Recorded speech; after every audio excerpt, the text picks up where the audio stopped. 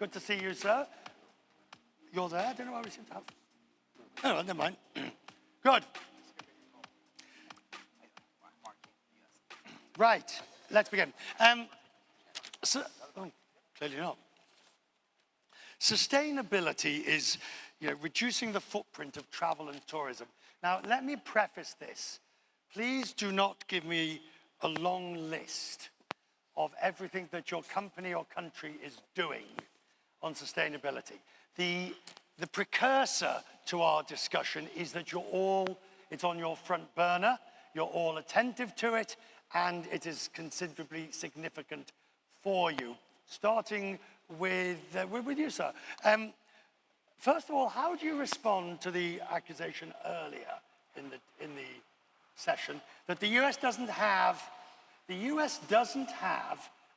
a tourism minister, and that is a detriment? Yeah, well, first of all, thank you, Richard, and it's great to see all of you.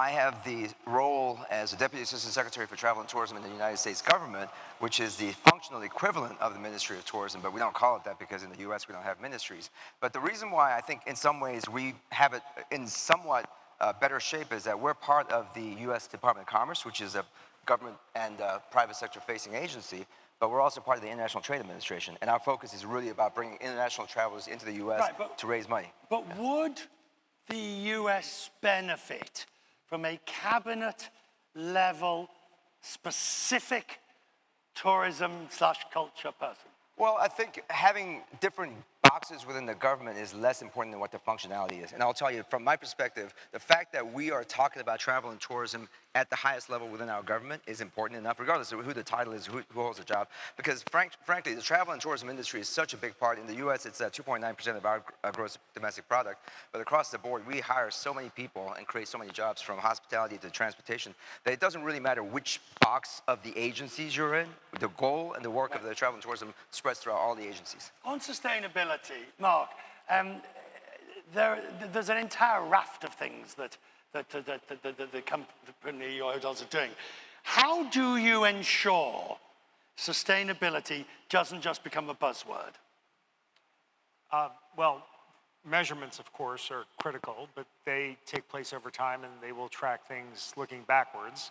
I think a lot of it has to do with identifying different modalities and different ways to approach sustainability in different markets, and telling the story to as many of our hotel leaders as possible so that they can be inspired and understand how they might actually apply it in their local markets. But where is the pressure coming from? Besides the innate, well, you've got regulatory, you have to certain, you've then got investor or shareholder pressure. You've got, can you borrow money if you're not, if you're in certain industries, and you've got employers and consumers. All of that's true. It's also true that if we don't address the issues that are at hand, some of the mispriced commodities like water will actually get repriced, in which case you might not have a sustainable business. Forget about a sustainable planet. So there's an urgency to it that is informed by an economy that doesn't actually take full account of the price of carbon that's being produced and the costs of water scarcity. Do you prefer a carbon pricing method? I think both on the carbon front and water, in both cases, need to be migrated towards a pricing model that actually truly reflects the damage done by carbon emission and the scarcity of water. Because I think then people will actually respond, instead of saying it's too expensive to implement all these initiatives to consume less water or to reduce carbon. They'll say, no, actually those investments represent a great return because the cost avoidance that I'm getting is so great. Minister, Egypt comes at this from sort of both sides. I mean, you had an industry that was probably the least sustainable and amongst the most damaging at some point in the past, that you've now got to move to the most sustainable. But anyone who's been there looks around and thinks, how on earth are you going to do it? Well, of course, first COP27 taught us a lot. We Egypt and the entire industry had to rise up to the level of expectations of host of COP27. Capital allocation, obviously. The industry is still, as with many other countries, a very fragmented industry. So they be able to avail the capital that is necessary to make the transformation is key to the success. I'm making sure that it's actually a self-regulated move from the industry. We have a very strong civil society organizations that represent the industry, and they see the transfer to reducing emissions and footprint as in their best interest. So I was reading an interview with you in some of my notes about the Red Sea project, John, and you talked about these pristine waters and a coral better than the Maldives and others. I'm sure we can discuss that. But it had me thinking, well, if it's so pristine and it's so magnificent, why are you building there at all? Good question. I mean, I'm aware of where I am, and I'm aware of the size of the project, but at the end of the day, you can't put all this up, even if you're carbon neutral, without doing damage. Look, I think we have a pristine environment for which we're blessed. I think we have learned a lot of lessons from the past and are approaching development in a manner that has never been done before. So it's an experiment? You could call it that. I mean, we do consider ourselves as a place of learning and understanding and a sharing of the knowledge that we derive from it. So we started with science first. We didn't start with bring in the master planners, bring in the architects, let's figure out how do we take this beautiful, pristine environment.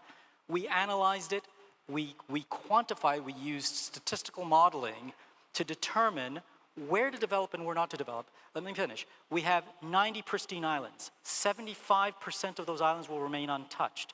We identified the most valuable islands and said, we will not develop there. So for example, I wear a turtle on my pin very proudly because when we looked at our destination, we found the most exquisite island that we could develop.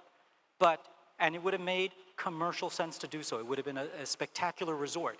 We chose not to develop that island because it's home to a critically endangered species. So what I'm here to tell you is that development done right can happily coexist with the environment. And that's what we're doing.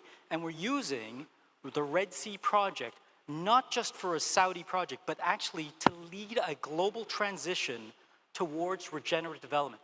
We're doing something that has never been done before anywhere in the world. Well, let's not worry about what other people will follow on from that. Hang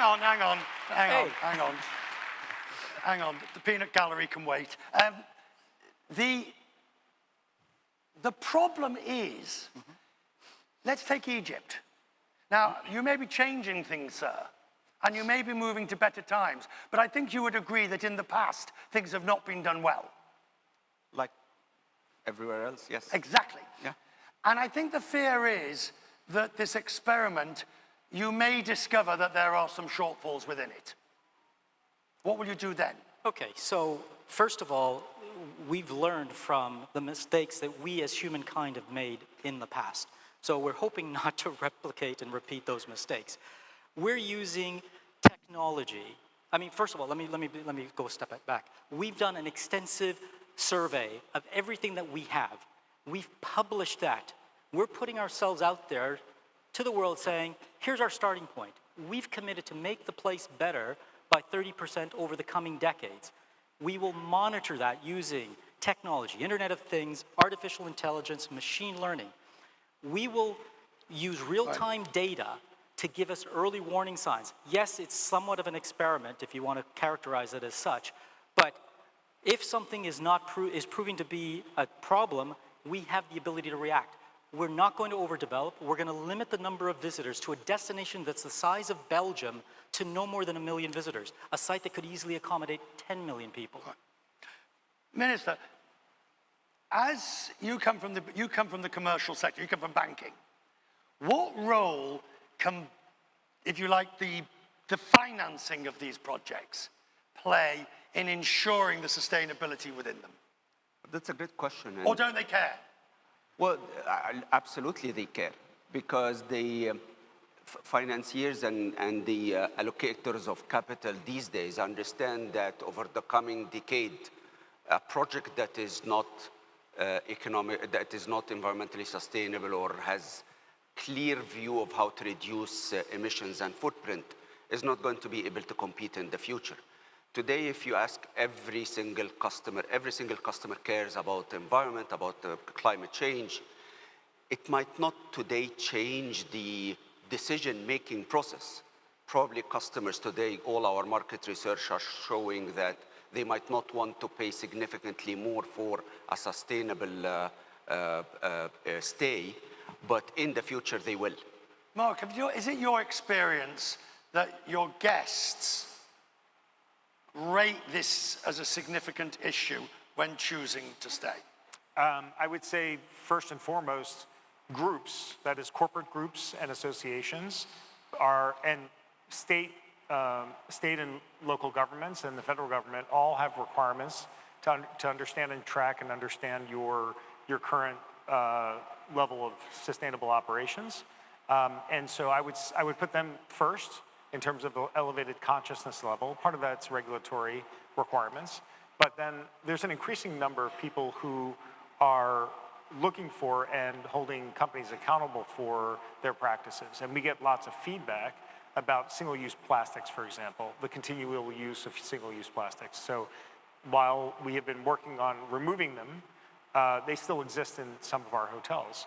And during COVID, it actually exploded in terms of use because people were concerned about container infection being passed by physical contact and things like that. So we've got more work to do in this regard, but the court of public opinion matters, and the voices are growing louder. In terms of Issa, you have a problem, and the problem is this: the federal government can only go so far. Sure. Because not only is it a very diverse industry, you've got the hotel operators, you've got the hotel owners, you've got the car operators, you've got the souvenir, blah, blah, blah. We all know the number of actors. But you, of course, also have state and local authorities. And a lot of what we're talking about is up to them, not you. And even if it was up to you, it's the EPA. Of course. Well, so I think one of the things that you're hearing from all of us is that trying to come up with a sustainable model for business as well as government or anything else, it really takes whole of everybody approach. I mean, there's no one entity, whether it's government or private sector, that's going to solve our climate crisis, because at the end of the day, we all created the climate crisis as humankind for 10,000 years. We were talking last night, your hometown is Liverpool. In the words of the immortal Paul McCartney, we've all just kind of let it be. I mean, we've literally just said, the country, the world, it's just going to be the way it is because we need to develop. We need to feed our people. We need to do what we need to do. But at some point in the last 30, 40 years, people stopped and said, wait a minute, what we're doing is wrong. We're just going in the wrong direction. We have to be sustainable. We have to conserve. We have to be efficient with what we have. And we've got to replace what we have with renewable fuels. And so that has to be something that the government and the private sector has to work together. And in America, I mean, I'll be frank, we are not only one of the largest countries, but economically, we've done our share, if not more, of the polluting. And that's the reason why we've stepped up. We were at the COP27 recently. Thank you for hosting that. We were at the COP27 and announced a number of initiatives. I know you don't want to go through the initiatives, but the point is, the USA is here. We're stepping up, and we're going to do our part. But we're asking all of us, and one of your favorite words, collaboration. We want to work together. So I do. Before I want to move on to another area, the USA is here for now. Yes. I mean, 2024. You see, what happens is exactly the opposite of what we heard this morning's panel. They talked about leadership, they talked about vision, they talked about resources. Yes. Now, the US can certainly have all three, but the last 10 years have shown the ability to maintain. And I'll address that very frankly, which is we have done an amazing job in the last 2 years in terms of major investments that cannot be reversed. No matter who's in office in a few years, the investments we're making, $360 billion with a B, in climate change, in renewables, in clean energy. This is something that's going to be here to stay. And even though it ended up being passed with only one party in charge, the reality is by the time 2 years from now it rolls over, we're going to have had so many investments, it's going to be irreversible. The point about conservation, point about efficiency, point about sustainability is you don't go back and try to undo damage in the past by going back and reversing. You just keep going in the same direction. That's what we're doing in the United States. I want to change subject today slightly. It's sort of sustainable, but in a different way. One of my colleagues was saying, Richard, you've missed the point. The point is, 1 million people have left the industry or whatever. How does the industry turn itself into an industry that people want to work in? Where they don't want to work, because I'll start with you, Mark, because the people don't want to work till 4 in the morning, work every weekend for relatively lower pays. So how can this industry make it sustainable and attractive from an employment point of view? First and foremost, we as a company have a purpose centered around care, not service, but care. The difference being the practice of empathy and understanding what the needs of an individual are. That starts with our colleagues. Elle McPherson was just on stage and talking about holistic well-being. That's where it begins. Being mindful of the needs of your own colleagues and doing a better job of serving them. And in our case, we went from physical security at the very beginning of the pandemic and quickly pivoted to mental well-being within less than a year, because the mental strain and stresses of the pandemic and the job really took hold.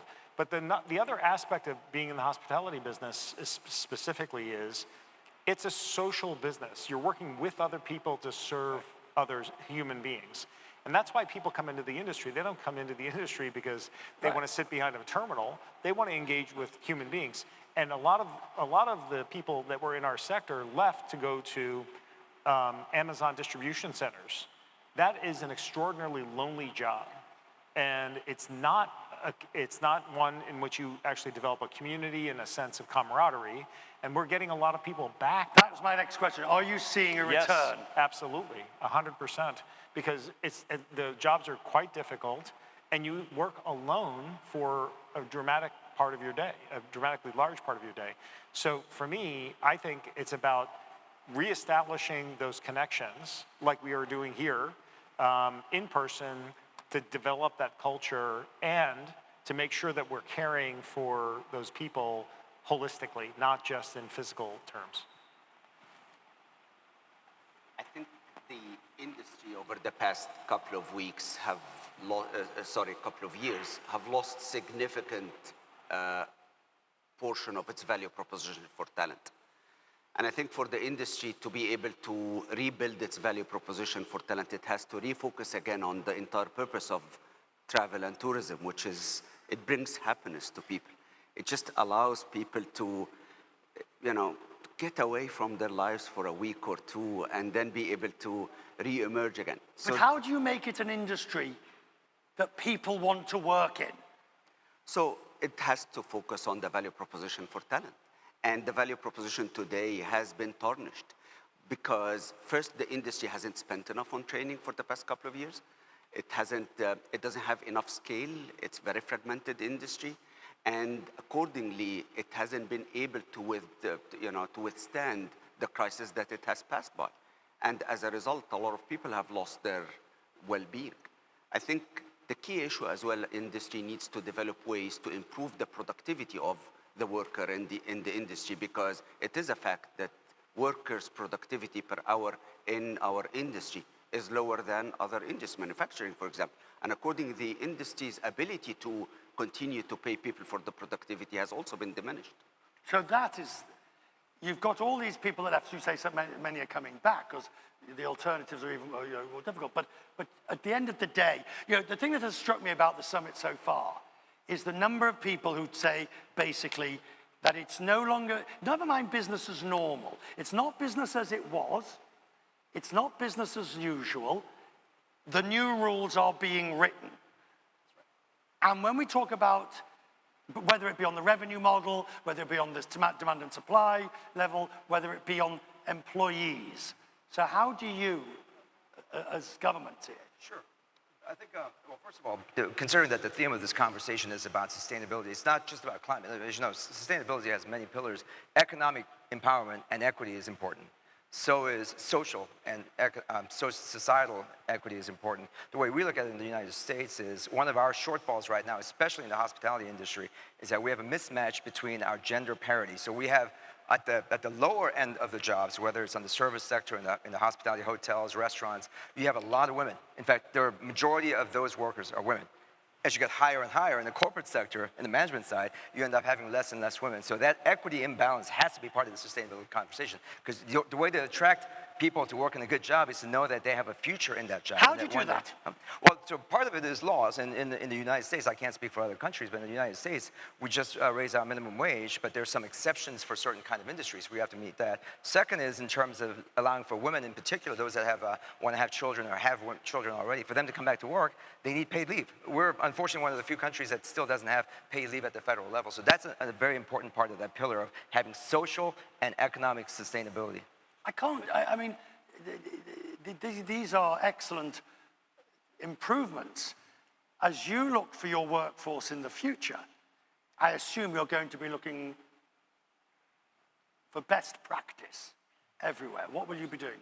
Well, look, I want to go back a step. If you think about the importance of the sector globally, I mean, tourism represents over 10% of GDP. It employs 10% of the global population, so it's hugely important. There's no shortage of people that want to be part of this. What we're doing is, I mean, to pick up on what Mark said, being more, mindful of the well-being and the welfare of our employees is an important part of that. Working with our local communities. Again, ESG is not just about environment. It's about not just your own employees, but the people in the communities that you affect. We have no shortage of interest of people wanting to come and be part of this new sector that's coming in Saudi Arabia. We have a tremendous number of people that are applying for roles, and we're providing the training and the skills to create those career opportunities that up until now hasn't been available here. To a large extent, the fascinating part about what's happening here is that everybody will be watching to see what happens here. Indeed. And, Don't I know it? And this really comes back to this, I hate to keep coming back to it, but however many million left the industry and haven't come back. You say some are coming back, but there has to be a change in mindset. Yes. I agree with that. I think some of our practices are anachronistic.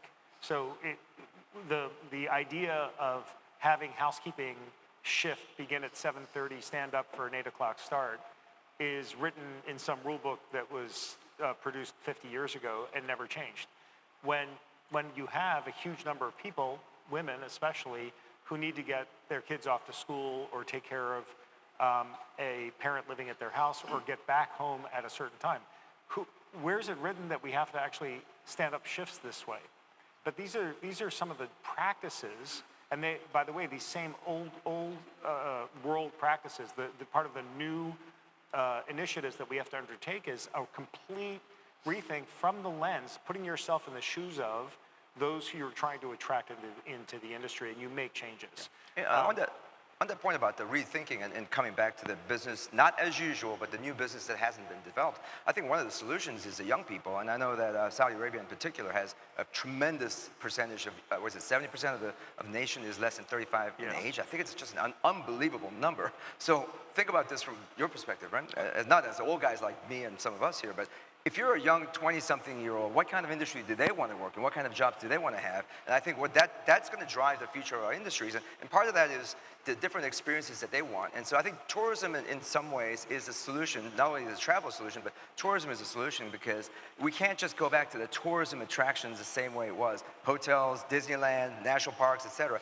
It has to be experiences that the young people want. And in the US, we're really focused on outdoor recreation.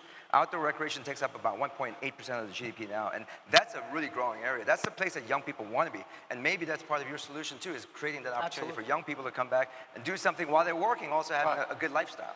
Final question. You don't get any wishes, unlike the previous panels.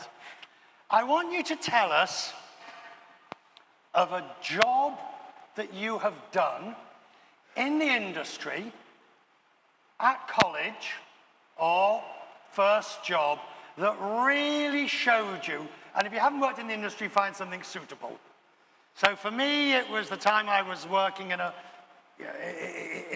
bar, where we used to live, and I remember those long hours, but it was great fun. It was great fun, and you knew what she drank, and you knew what he drank, and you always took home the chocolate cake afterwards to eat.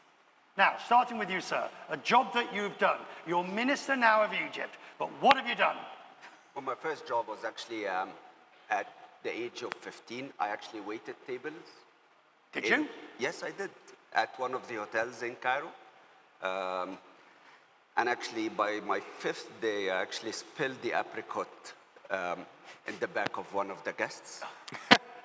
And actually, I had to dry the entire cutlery of 1,000 people, 12,000 pieces of cutlery actually until. But you've never forgotten those experiences. Sorry? You've never forgotten that feeling. Oh, absolutely. No, I think young jobs like this is actually what creates character. Correct. Sir, you're secretary.